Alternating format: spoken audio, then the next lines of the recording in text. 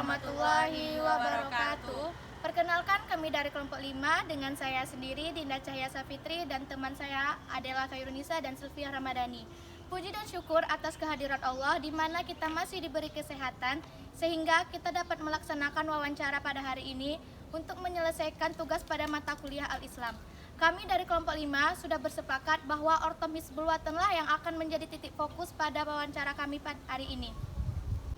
Baiklah, kali ini saya akan menjelaskan sedikit apa itu organisasi Hizbul Wathan. Organisasi Hizbul Wathan adalah organisasi otonom dari Perserikatan Muhammadiyah. Organisasi ini berdiri pada tahun 1918 Masehi atas prakarsa Ki Haji Ahmad Dahlan sebagai pendiri Muhammadiyah. Organisasi Hizbul Wathan menyemburkan dirinya ke dalam gerakan pramuka tepat pada tahun 1961. Organisasi Hizbul Wathan lebih diperkuat dengan dikeluarkannya SK oleh pimpinan pusat Muhammadiyah.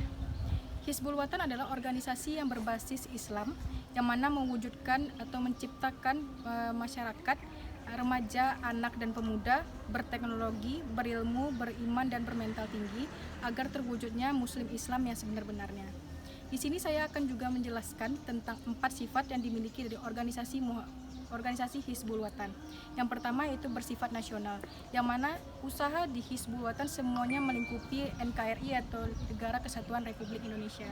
Yang kedua, Hizbul Wathan juga bersifat terbuka, yang mana keanggotaan HW terbuka untuk segala kalangan tanpa memandang usia dan latar belakang pendidikan. Yang ketiga, Hizbul Wathan juga bersifat sukarela, yang mana apabila kita ingin masuk ke organisasi Hizbul Wathan ini, kita harus berlandaskan dari hati tanpa adanya paksaan. Yang keempat yaitu organisasi Hizbul Wathan tidak beraktivitas di politik, yang mana perlu digarisbawahi bahwa organisasi Hizbul Wathan berpegang teguh kepada Perserikatan Muhammadiyah. Baiklah, kali ini kami sudah bersama Bapak Insinyur Indra Hasan MT selaku Wakil Ketua Ortom Hizbul Wathan di pimpinan wilayah Riau.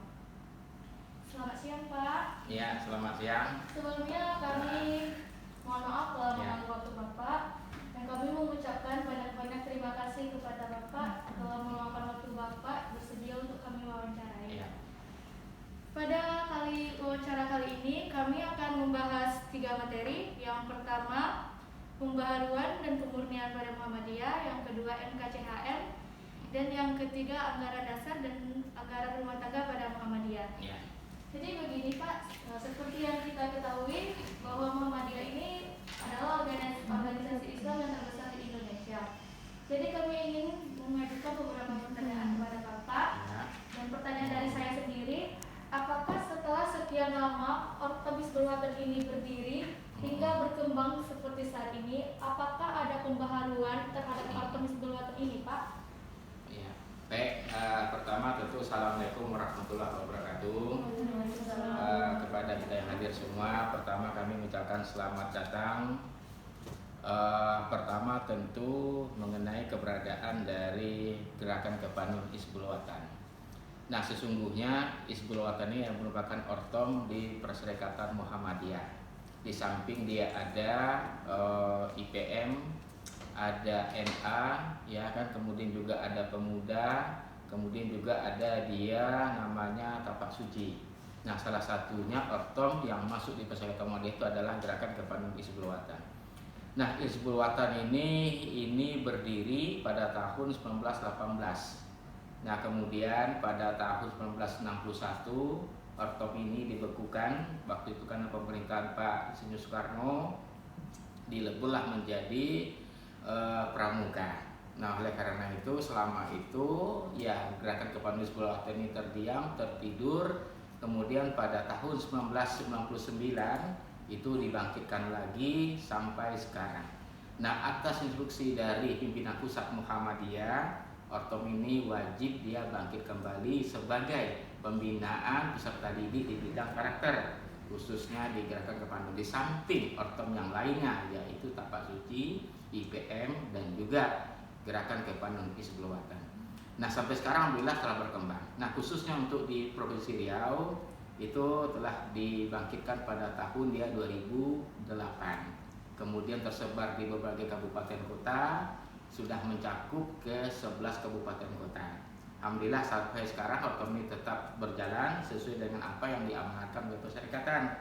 Dan kemudian di masing-masing AWUM, yaitu Amal Usaha Muhammadiyah khususnya sekolah, madrasah dan pondok, itu sudah ada Qabilah. Bahkan juga di UMRI sudah ada Qabilah Gerakan Kepanduan Isbulwatan. Nah, pembaharuan yang terjadi di sini yaitu sesuai dengan perkembangan zaman.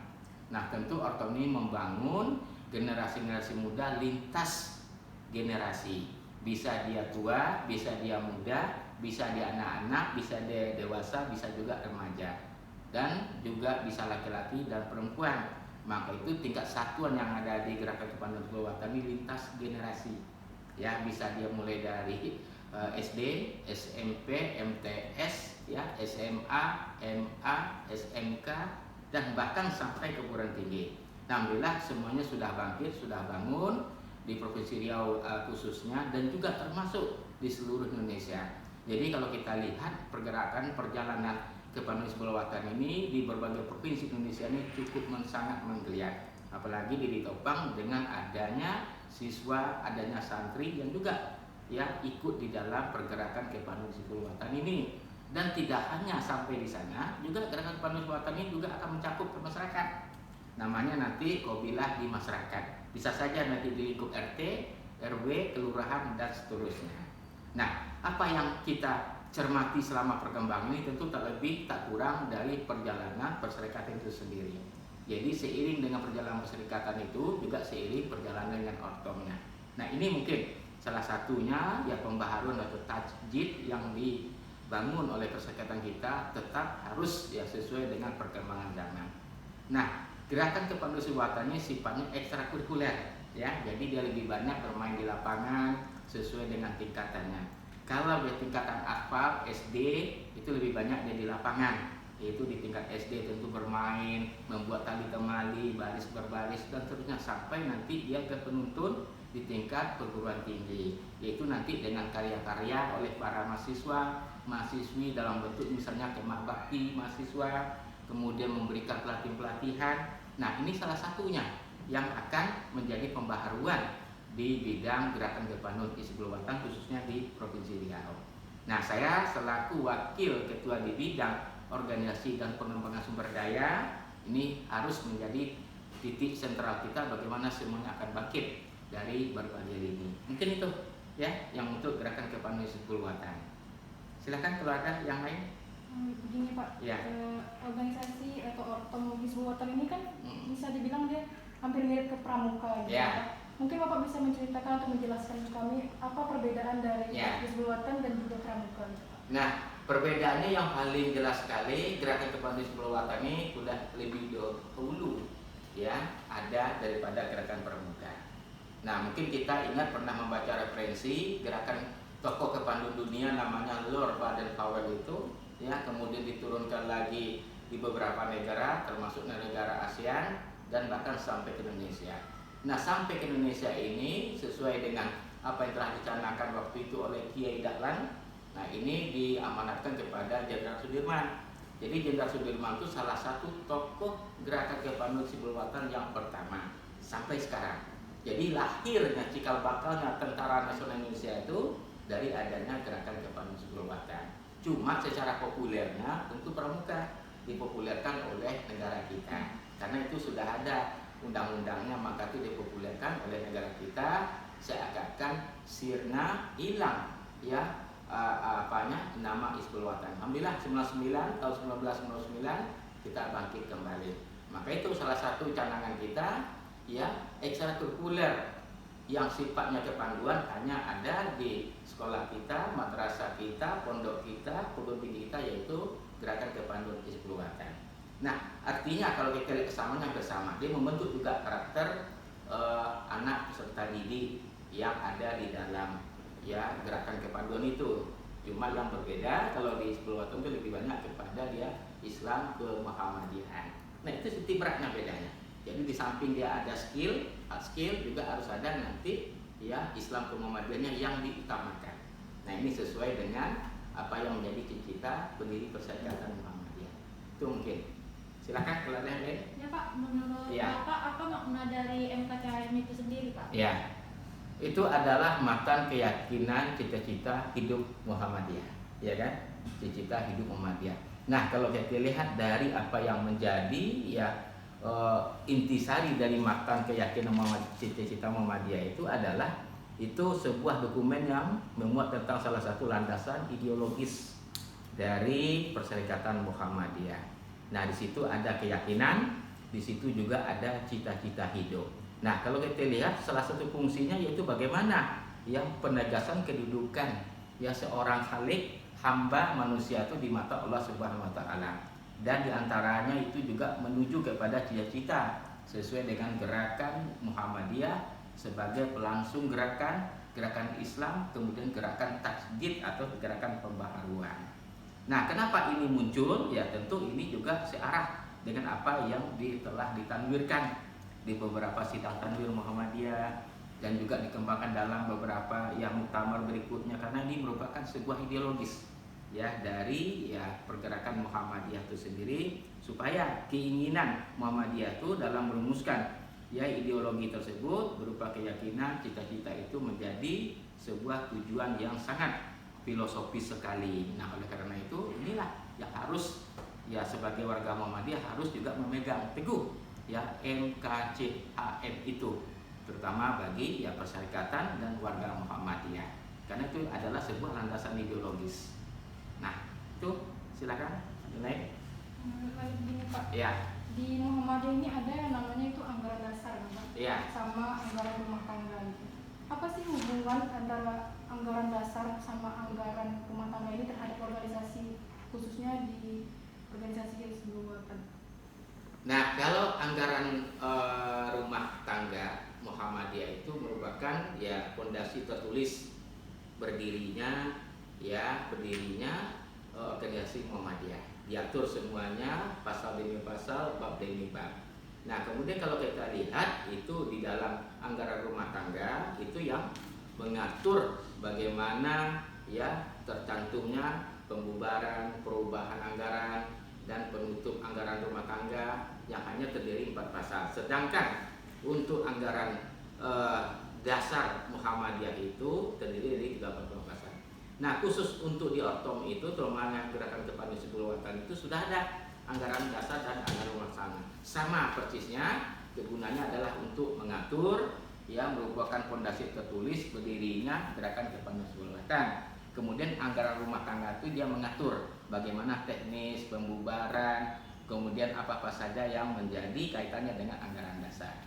Nah, kalau di gerakan Kepada Hizbul Wathan sudah ada ya. Nah, semua petunjuk itu diatur dalam bentuk buku pedoman gerakan Kepada Hizbul Wathan. Nah, ini juga merupakan sebuah dokumen tertulis yang wajib dilaksanakan, kemudian wajib ditaati sesuai dengan aturan yang telah ditetapkan. Tidak boleh lari dari anggaran rumah tangga, kemudian anggaran dasar dari gerakan Kepada Hizbul Wathan sama. Cuma mungkin terjemahnya berbeda karena sifatnya ekstrakurikuler, tentu lebih banyak kepada penajaman ya pendidikan-pendidikan, pelatihan-pelatihan, terutama untuk mengembangkan bakat, minat, kemudian karakter dari peserta didik, mulai dari SD sampai dia ke perguruan tinggi. Tuh. Ya. Kan Ortom Hizbul Wathan ini kan sudah didirikan ketika tadi kembang kembali itu ketika tahun 1999 dan sekarang sudah tahun 2021 gitu. Selama Ortom ini berkembang, apa masalah-masalah yang mungkin timbul Pak? Yang masalah kecil atau besar gitu? Ya baik, yang pertama tentu saya sampaikan keuntungan dibangkitnya kembali. Pertama tentu sesuai dengan amanat perserikatan. Yang kedua, untungnya kita ada peserta didik. Ya, kalau kita bayangkan berapa peserta didik kita mulai dari sekolah dasar ya sampai perguruan tinggi itu bahkan jutaan. Nah, itu salah satu keuntungannya. Dan yang kemudian juga tentu dengan adanya deklarasi dari perserikatan itu supaya dibangkitkan, kita sudah ada keuntungan di situ. Nah, kemudian apa yang menjadi kendala? Nah, kendala sekarang tentu kita masalah pelatih. Kita tentu masalah pembina. Memang tidak semuanya berjalan mulus mulai dia berdiri sampai sekarang. Nah, tentu oleh karena itu kami selaku pimpinan Warwil ini di Provinsi Riau, kita juga ingin melakukan kegiatan untuk memperbanyak pelatih, untuk menguatkan pembina, mungkin dengan cara mungkin TOT, penjagaan pelatih, kemudian penguatan di masing-masing pelatih yang ada di Kobilah di satuannya. Nah, contohnya mungkin di SMK 2. Nah, itu biasanya pelatih itu Bu Murdani, Bunda Murdani. Nah, mungkin tidak hanya itu, mungkin kita cari lagi yang lain. Nah, bisa saja nanti untuk di sekolah menengah pertama di SMP MTS ada satu lagi, begitu juga nanti untuk di perguruan tinggi. Nah, kendalanya itu salah satunya itu kita masih kekurangan pembina pelatih yang mumpuni sesuai dengan satuannya. Yang kedua, nah sekarang juga menyangkut dari keberadaan Hizbul Watan sendiri yang masih kita debatable-kan dengan pemerintah. Kita ingin ada pengakuan. Nah, memang sesuai dengan undang-undang kepanduan itu hanya baru berbicara masalah pramuka, tidak ada berbicara di situ. Tapi kalimat kepanduan itu yang mau kita inginkan.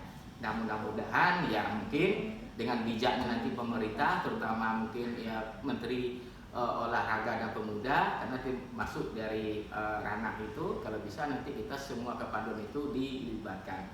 Bukan hanya kepanduan yang ada di Serikatan Pemuda, juga ada kepanduan lain kan. Contohnya di GP Ansor, di Nahdien kan ada kepanduannya. Cuma kalimat yang ada di dalam undang-undang itu hanya pramuka. Nah, kemarin kami sudah bikin juga tertulis supaya nanti menjadi sebuah pemikiran, supaya namanya kepanduan itu masuk di dalam semuanya. Karena kepanduan itu lebih dahulu ada pada pramuka. Dan bahkan ya dari kepanduan itulah timbulnya pramuka itu sendiri dan mengadopsi apa yang menjadi materi-materi yang ada di gerakan kepanduan itu sendiri. Nah, ini salah satu ya kendala-kendala kita yang perlu yang menjadi pemikiran bersama supaya ya kita inginkan nanti gerakan kepanduan itu ya eksis di tengah-tengah masyarakat, khususnya yang ada di ya amal usaha Muhammadiyah yang ada di seluruh Indonesia, khususnya di Provinsi Riau ini. Baik Pak, Ya. Di sini tadi setelah saya mendengarkan penjelasan dari Bapak tentang masalah-masalah yang terjadi, mungkin lebih bisa dikatakan itu hambatan selama ini di organisasi Hizbul Watan. Mungkin saya ingin memberikan sedikit saran dari permasalahan yang tadi Bapak bilang itu kurangnya pembina. Mungkin menurut saya bisa di setiap sekolah yang berlandaskan Muhammadiyah, mungkin bisa lebih diwajibkan lagi ekstrakurikuler Hizbul Watan ini. Mungkin saya sendiri mungkin dari alumni, saya Hizbul Watan memang organisasi ortom atau ekstrakurikuler yang diwajibkan, namun tidak semuanya mau mengikuti ekstrakurikuler tersebut itu. Menurut saya mungkin sesungguhnya lebih ada pertegasan dari kepala sekolahnya atau pembinanya sendiri untuk bahwa semua murid itu wajib untuk melakukan ekstrakurikuler tersebut gitu Pak. Jadi dari situ nanti kan kita bisa lihat tuh mana yang pintar, mana yang bisa jadi pembina, dan itu nanti bisa disisihkan Pak. Dan kita lakukan pelatihan gitu, pelatihan tersendiri sehingga nanti setiap tahunnya itu ada calon-calon yang menjadi pemimpin atau pembinanya Pak. Baik, terima kasih. Memang kalau kita lihat dari ketentuan Majelis Tidasmen, kebetulan ya Bapak Ketua Majelis Tidasmen Wilayah. Nah, jadi kami berbicara dengan beberapa kepala sekolah. Di ketentuan itu ada diktum yang mewajibkan kepala sekolah itu sebagai pembina IPM, kepala sekolah itu sebagai pembina tapak suci, kepala sekolah itu sebagai pembina gerakan kepanduan Hizbul Watan. Nah, selama ini mungkin kita seorang ya agak kurang kita mensosialisasikan bahwasanya itu wajib bagi kepala sekolah. Nah, tadi Bapak baru ketemu dengan Pak Paiman sebagai kepala sekolah SMK yang baru sudah sampaikan. Nah, beberapa lalu kami juga sudah panggil supaya ini menjadi sebuah ya kekuatan kita untuk membina generasi ya anak-anak kita peserta didik kita supaya menjadi generasi yang tangguh. Nah, cuma selama ini mungkin tidak sampai ke bawah, artinya tidak sampai begini. Nah, di situ kan ada 3 ortom yang usaha kita, yaitu tapak suci, IPM dengan HW. Bukan ini pilihan, ingat, ya kan? Artinya bukan pilihan selama ini mungkin yang sampai ke Ananda semua kepada ya yang kita hadiri mungkin pilihan. Ada yang sebenarnya tidak, ketiga-tiganya itu wajib, itu ingat, ya bukan pilihan. Ya, artinya seorang santri, seorang siswa itu Di samping dia kecakapan, kepanduannya bagus, organisasi PM bagus, dia cakap juga, kanuragan, olahraga kan begitu. Jadi bukan pilihan selama ini, mungkin salah kita, keliru. Nah, jadi saya sampaikan tadi, Bapak sampaikan tadi, bukan kita pilih anak ini. Oh, nanti saya suka, nanti misalnya tapak suci saja, tidak, salah. Seketiga-tiganya itu setiap ya peserta didik kita, ya siswa, siswi itu wajib dia masuk ketiga itu. Terima kasih Pak Ya. untuk waktunya. Boleh. Mungkin kami mengganggu di sela-sela Ya. kegiatan Bapak. Kami berharap mungkin untuk organisasi Hizbul Watan, Ortom Hizbul Watan bisa berkembang lagi lebih Ya, besar. amin, ya. Semua masalah-masalah Ya. yang dihadapi bisa teratasi dengan cepat dan segera diakui dalam Ya. undang-undang gitu, Pak.